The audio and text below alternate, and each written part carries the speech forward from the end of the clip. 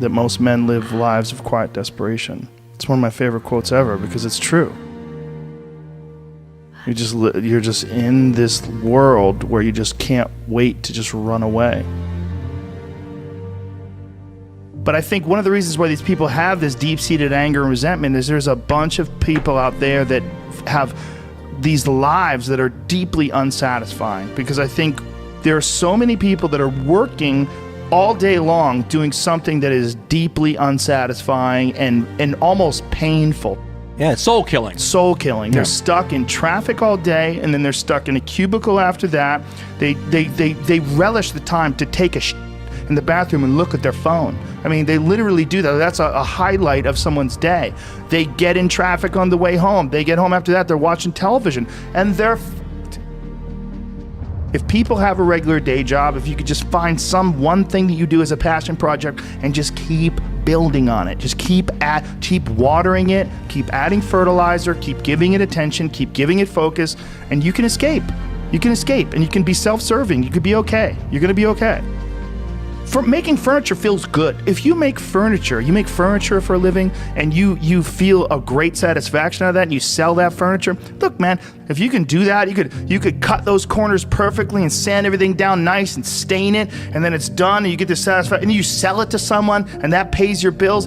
That is infinitely more satisfying than being stuck in some fucking cubicle working for someone that you don't want to work for, having to have these stupid fucking office meetings, talking to people in human resources, sitting down with your supervisor where they evaluate your job performance, and you're not really, you really need to be enthusiastic about this company. This company is your future. This kind of like, you're like, fuck, kill me now. There's a lot of people out there that would way rather do something else, and I hope they understand that they can. And people that are trapped in bad situations, one of the problems is you feel like this is your future. You feel like you're fucked and you can't get out of that. There's no hope. There's no light at the end of the tunnel. There's no rainbow.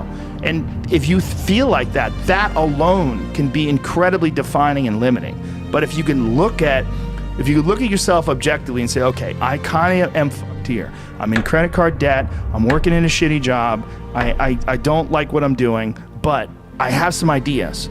I need to feed those fucking ideas. And I need to feed them and water them, and I need to set aside a certain amount of time every day to just try to make those things happen. You can do that. Everyone has a different personality. They have different interests, different things that they would be really satisfied pursuing. That's not encouraged. What's encouraged is go find a job.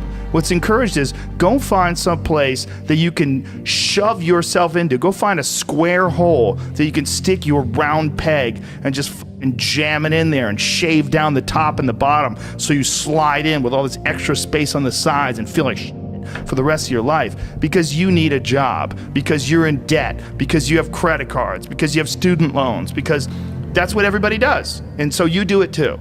That's what's wrong. You have an apartment you have to pay for. You have a car you leased. You have a wife that you have to feed. You have a child you have to raise. You have your mortgage. You have your this. You have your that. And that's where it all comes from. Well, the opportunity takes place usually when you're young and you don't have any responsibility. That's when you have your options. Well, your options are severely limited the more you gather responsibilities.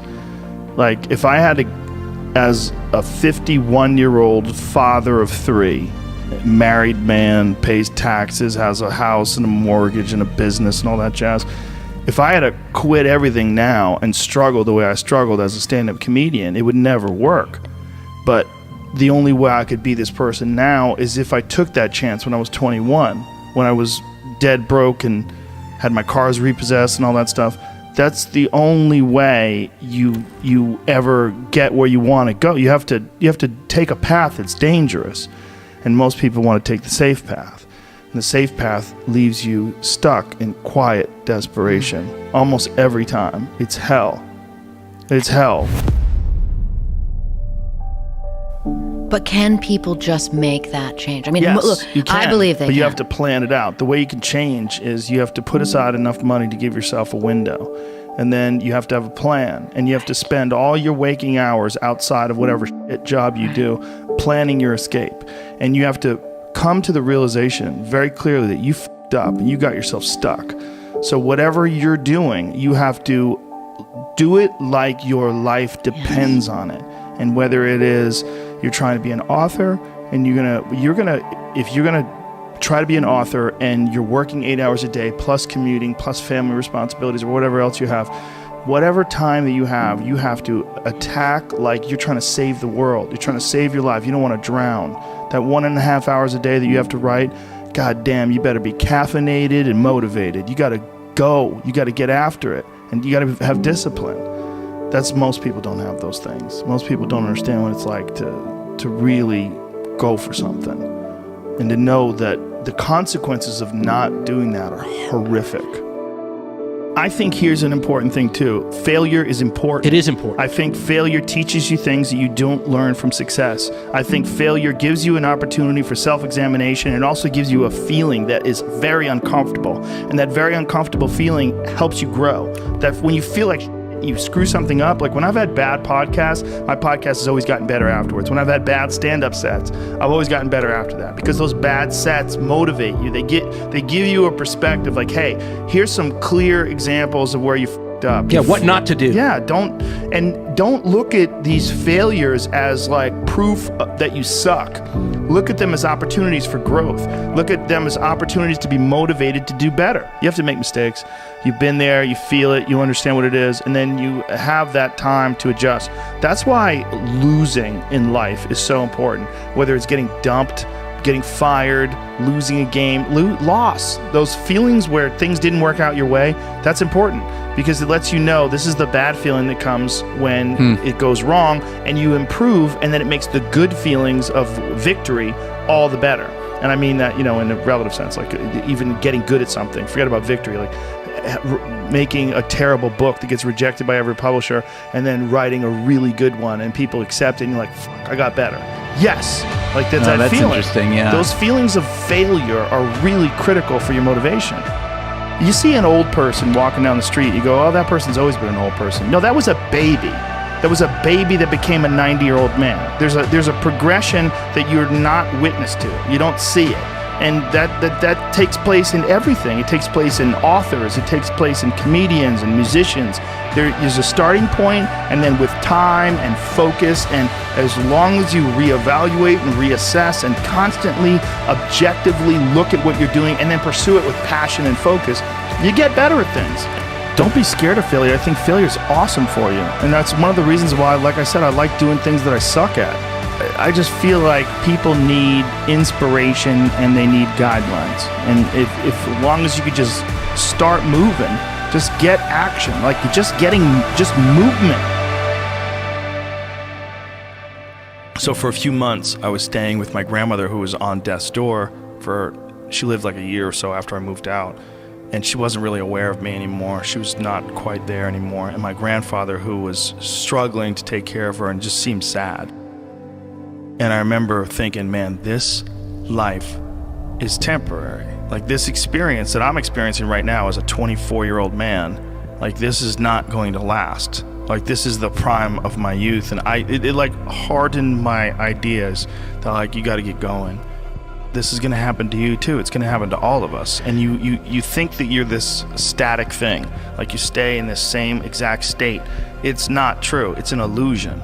All those people that you see that are old people that are walking down the street with their backs hunched over, that you're going to reach that age someday. It's going to happen. And if you don't pay attention and it all goes wrong, you could wind up looking like that guy. You could wind up thinking and behaving like that guy. It is a slow ebbing of the life force of the body it's going to drain you. So goddammit, get your fun out. Get your life out. Just live. You got to live. It's fucking coming. And you got to remember, because if you don't remember, you're going to sleep in. If you don't remember, you're not going to get anything done. If you don't remember, you're not going to have the same focus and determination that you would have with the understanding this is a temporary experience. over time, I've learned that these people, you're not going to fix them. I used to want to fix them when I was young. I used to want to go, hey man, I see what you're doing. Like, dude, don't do that anymore. Listen, just do this and stop doing that and start doing this. And if you just work towards this, you could be successful. And then a week later, the guy's doing the same shit. And you're like, okay, Right. I'm wasting a significant amount of my energy on someone who doesn't want to waste any of their energy on themselves. And so managing the community and the tribe that you're in, making sure that you're a good member of that tribe, that you're doing your part. When you're around happy, inspirational people that are successful, it makes you feel better and you get inspired. And if you act on that inspiration, your life will be more fulfilled. And it's not just inspirational in terms of financial success, but in terms of doing difficult things, whether it's running 100 miles, it doesn't pay you a god thing other than the wealth of the knowledge that you can push yourself to such an extreme, or anything else, whether it's someone who becomes really good at playing chess or someone who's really good at martial arts or whatever it is. There's a great feeling in these overcoming these difficult things. I think a lot of what happiness is a management issue, and decisions that you're making right now, like you could be in a shit state of mind right now, but you could make some decisions to adjust that, and over the next couple hours, you'll get to a much better place. It's good to treat other people the way you would like to be treated yourself. It's like a fucking golden rule, and there's a reason for it. And that reason is that we're connected in some strange way that we don't totally understand. And unless you are good to other people around you, unless you're kind and friendly and warm and loving, you're not gonna fucking enjoy this life. You're just not. You're gonna be problems everywhere you go. You're gonna have problems everywhere you go. You gotta figure out a way to enjoy this fucking life. It's not because of anybody that may or may not have ever existed. It's because that's how you fit in better in the world. That's how you stay positive. And it doesn't have to be some shit that was written 5,000 years ago on fucking animal skins. That doesn't have to be the golden rule because it's old. You know, that's dumb. We need to figure out, like, now, today, what is, you know, the best way to live your life? What is the, you know, there's got to be ways where you can be putting forward the most positive energy. I mean, we know objectively what's causing pollution. We know objectively what's causing birth defects, and, you know, and we're taking in too much chemicals and not enough vitamins. We know objectively all this stuff. We know how to organize our world, and yet we don't do it. We know how to organize our health, and yet very few people do it. We know all these things. The right path to, like, being like a happy, healthy person is to do all the shit that we already know you're supposed to do. Take care of your body, take care of your health, take care of your mind, your stress, meditate, be kind to people. We all know that. I mean, you ask anybody, they know how to get by and to be the most evolved version of you that you can be. I mean, it's not like a magical checklist. If you talk to people about it, you said, okay, here you got a person, you want to improve them, what are the things that you're going to do to them? Okay, well, if I was a life coach, the first thing I would say is this guy's got to get on a diet that makes him healthy. I don't mean a diet just to lose weight. I mean just healthy foods in your body, many, many vegetables. Start working out your body and get a better sense of, like, how this machine feels when it's moving, it's flowing better, there's less tension in it, your mind feels like relaxed, and you enjoy every single moment of the day better. Step one, everybody knows that step, right? What's step two? Be cool to people. Be nice to as many people as you can. Smile at as many people as you can. Have them smile back at you. Tip well when you go to restaurants. Just do the most you can. Be as nice as you can, and just still manage to not have people walk all over you. Just get through this life as nice as you can. Do what you want to do with your life, right? Don't go be doing something you don't enjoy. Don't do something don't get locked into, you know, a car that you can't afford and doing something crazy because you need the money. Don't do that. Do what you want to do. Do what the fuck is it that you really want to do? Because if someone else is doing it, you can do it, you know? I mean, everybody makes their own path through this world, but a lot of people don't follow the path that they really fucking feel pulled to. You know, just for whatever reason, they got negative programming. You know, when they were kids, someone told them they couldn't do it, or told them to take the shortcut, or take the shore route. That's a sad thing, man, when you talk to dudes, especially like talented dudes, and they don't follow up with what they want to do. You know, it sounds like really hippie, but true happiness comes from making other people happy. True happiness comes from being around happy people and enjoying each other's company. That's really hard for people to wrap their heads around because they always associate true happiness. No, true happiness is with, like, titles, you know, or, you know, numbers, or, you know, objects that you possess. you're not concerned about being nice to people. You're not concerned about having a positive impact on people. You're more concerned with making ones and zeros. But it really truly is how the human race interacts with each other. You really have to be nice to other people to be happy. You have to. If you're not, you won't be happy. And we all make mistakes, and we all find ourselves in positions of frustration, and we've all acted out and yelled at our dog when maybe we shouldn't have. And there's pressures in this life. But I think it's really important to recognize what those truly are, and to understand that at the end of it, we can alleviate a lot of how we deal with in this life if we really treated people the way we would treat them as if they were ourselves living another life. And this includes the way you communicate with people, the friendships that you have, and making sure your friends know that you love them. They drive you, they change your opinions, they challenge you, they show compassion, you open up to each other. I mean, this is everything in this life, is community. One of the things that's true is how much people enjoy being around you. That makes your life more enjoyable, and people don't think of it that way. They oftentimes think, I want to be the one that's enjoying life, like especially selfish people. If people enjoy being around you, you'll enjoy everything more. The solo effort of going through life, a narcissistic perspective, one of the major problems with that is there's no one to share it with, because you're all out for yourself. Even if you get there, you're going to be filled with sadness and despair.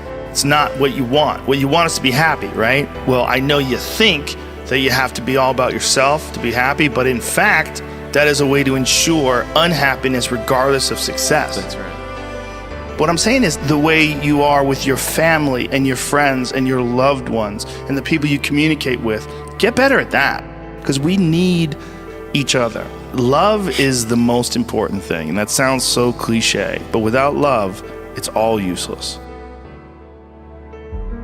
A lot of people say, I just want to they're kind of dabbling in the idea of improving themselves. And the real way to do it is you got to write down what the fuck you want and then go after it. Because otherwise you live in sort of a wishy-washy world.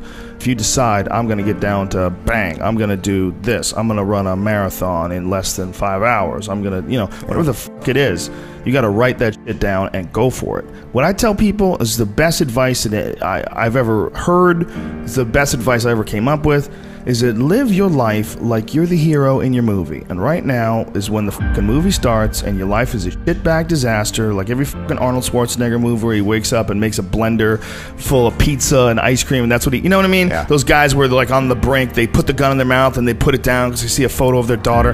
Pretend that's you. Pretend you are, right now, you're in the part of the movie that starts and it shows you as a fucking loser.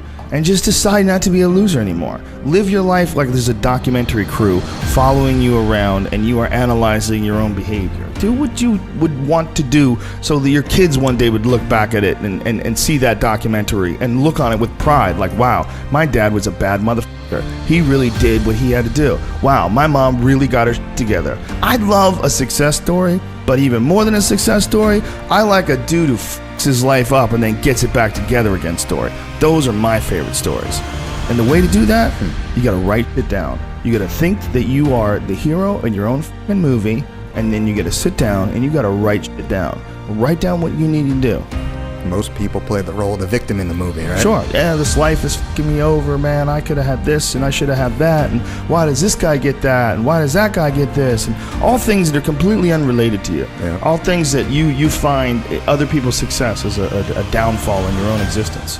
Instead of being inspired, instead of choosing to be positive, instead of like improving constantly on the direction of trying to achieve whatever the you have written down, you just sit around and spiral, There's nothing more miserable than sitting around someone who's fucking complaining all the time. It is one of the most annoying things ever. Everybody hates it. When someone just sits around and they complain about their life and they don't do jack shit about it. And you tiptoe around it, you don't know what to say. Well, she gets upset when you bring that up. I don't want to bring that up. And you want to go, you fucking crazy bitch, you know what's wrong with your life. Yeah. Stop announcing it to everybody else and go out and fix that shit. Well, when I was 21 and I was first starting to do comedy, that's when I was really devouring as much of it as possible, because I was trying to figure out like how to not be so lazy, how to be motivated, how to get shit done and how to like find the correct path and think about things correctly. I would follow all this personal power, like you had workshops that you would do, like little like notebooks and shit, fill out and things to talk about and things to concentrate on. Like if you did do it, it would help you. But really what it's all about is just getting your shit together and moving.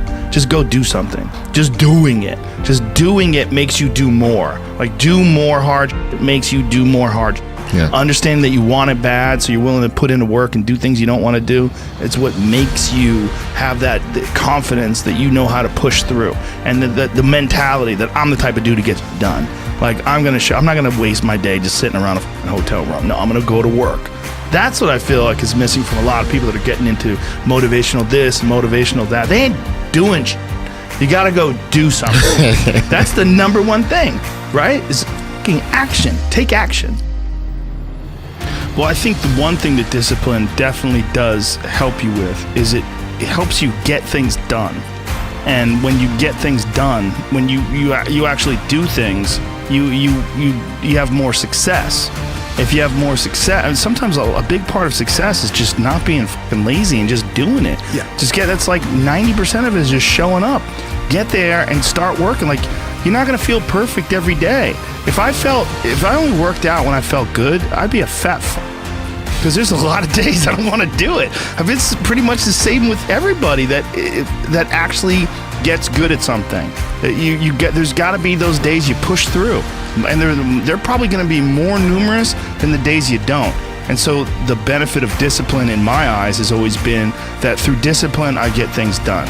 I always say that I'm like the most lazy, disciplined person I know because I don't want to do it. Yeah. But I always do. You know, and that you have to sit down and you have to overcome resistance, and that the pro goes to work. And it doesn't matter if you're sick, it doesn't matter if you have kids, it doesn't matter what you're a pro and you go to work. And that just it puts it in your head that this is what I do. This is what, and you have pride in that. You know, and you're doing the work. Yeah. And out of that work, gems blossom. Yep. Little things, but you might have a day where you just write nothing but dog shit. So what? Show up again tomorrow, and tomorrow out of that dog shit, a flower will emerge. You never know, and that's the only way to really develop your potential 100% in anything.